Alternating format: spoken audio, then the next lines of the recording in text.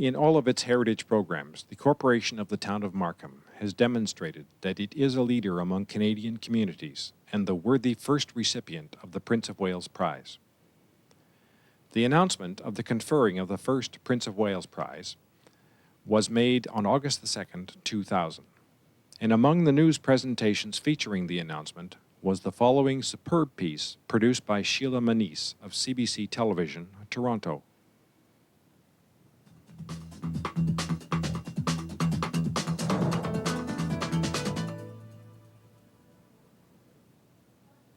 Think Markham, and you likely think land of the sprawling subdivision. But this community outside Toronto has just distinguished itself for the very opposite, for preserving its historic homes and buildings. In Close Up tonight, a tale of two cities. Reporter Sheila Manese tours Markham, a town making the grade for its forward thinking on the past.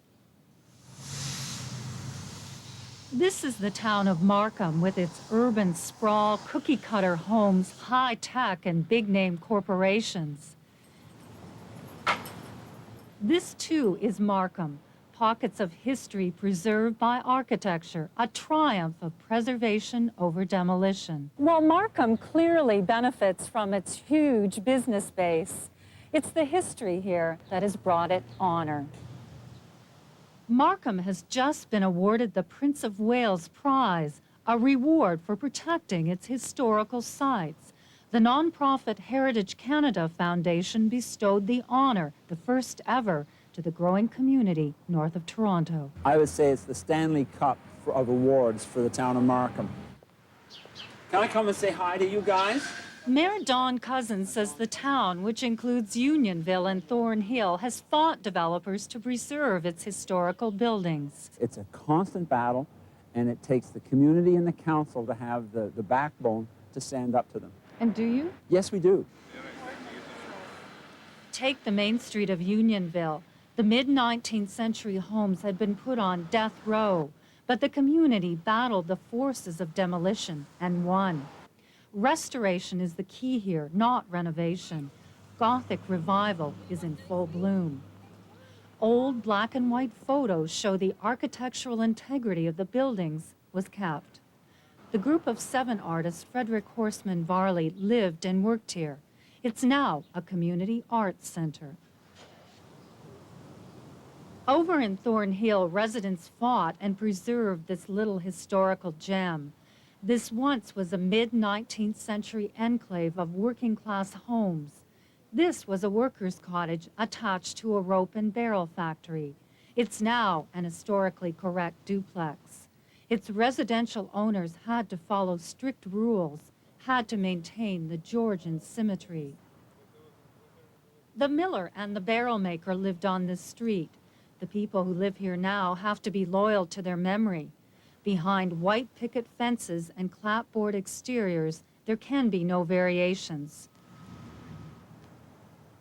The rules weren't always so strict. 30 years ago, one architectural black sheep moved in. What's a house like this doing on a street like this? Well, this house was built in the 60s. There was a small house here before that was demolished. And it was built before all the bylaws and the restrictions came in. Marion Matthias lives on the street and has been active in preserving the heritage homes here. It's a constant battle, she says, between the bulldozers and the conservationists. And many people come to the community, they love heritage. They just think it's an absolutely beautiful area. And they say, well, I love heritage, but I want a new house. Stronger bylaws protecting heritage homes are now in place. Many believe developers don't have a prayer's chance of ever moving in. These are refugees from the superhighways, farmhouses slated for demolition to build new roadways.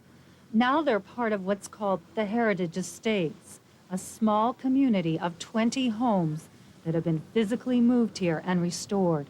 These homes were threatened with demolition on their original sites due to such things as Highway 407 going through, so there was really no alternative but to move them, to preserve them. Mike Siemens is a city planner committed to heritage preservation. He points to the rich history of these homes. This one once belonged to a member of the family compact. Prettied up inside and out, it remains true to its original form. Throughout heritage neighborhoods, you'll find what appears to be little betrayals.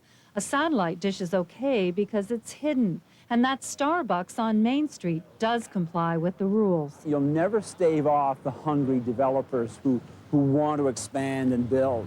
So it's a battle every day in our lives. Sheila Manese, CBC News, Markham.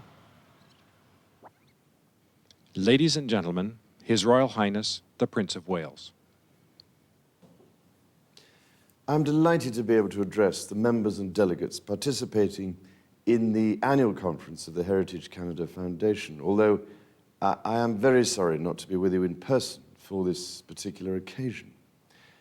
I know you've gathered this evening to honor and celebrate achievements in the preservation of historic places. And as many of you will probably know, this is a cause very dear to my heart. Historic buildings help to give us a sense of our roots and of belonging, which I think are vital to our existence as human beings. The loss of so much of our built heritage over the years can only diminish our understanding of ourselves. The work of Heritage Canada, therefore, is an invaluable service to future generations of Canadians. Apart from anything else, I believe we owe it to those craftsmen who came before us to care for the buildings on which they lavished such care and attention to detail. Il y a tout juste un peu plus d'un an que la création du prix du Prince de Galles pour la conservation du patrimoine architectural canadien a été annoncée. Depuis lors, la candidature de 9 municipalités canadiennes a été proposée.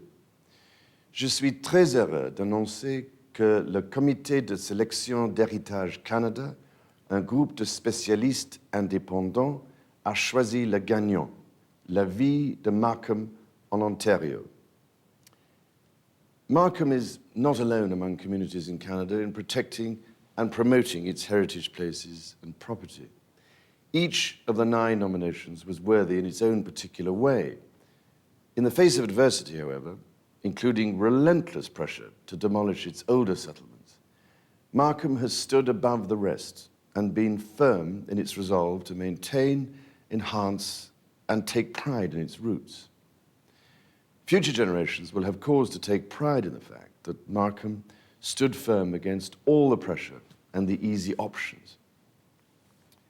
In particular, the awards jury cited the determination of Markham in using a variety of legal means and incentives to protect heritage buildings and entire districts. In concert with these measures, a host of voluntary organizations dedicated to heritage preservation has worked to achieve, with considerable success, public awareness for heritage in Markham. This roll of honor includes the Unionville Historical Society, the Society for the Preservation of Historic Thornhill, the Markham Village Conservancy, the Markham and District Historical Society, and the Ward 1 South Thornhill Residents Association. The awards jury also cited the strong endorsement of the nomination of the Town of Markham for the Prince of Wales Prize by local heritage bodies as well as by 2 provincial organizations, Community Heritage Ontario and the Architectural Conservancy of Ontario. The first presentation of the Prince of Wales Prize will, I hope, be an immense source of pleasure and inspiration to all those who have worked, in some cases, for more than 25 years to achieve this honor. In the towns and cities of Britain, I have felt deeply about the wanton destruction of old buildings and entire districts in the name of progress, and their replacement with a featureless and soulless urban jungle. So before it is too late, I do pray that people will realize the potential for sensitive conversion to new uses for our built heritage. And so, ladies and gentlemen, I do hope that Markham's success, which I applaud most warmly, may also be an inspiration for other towns and cities across Canada.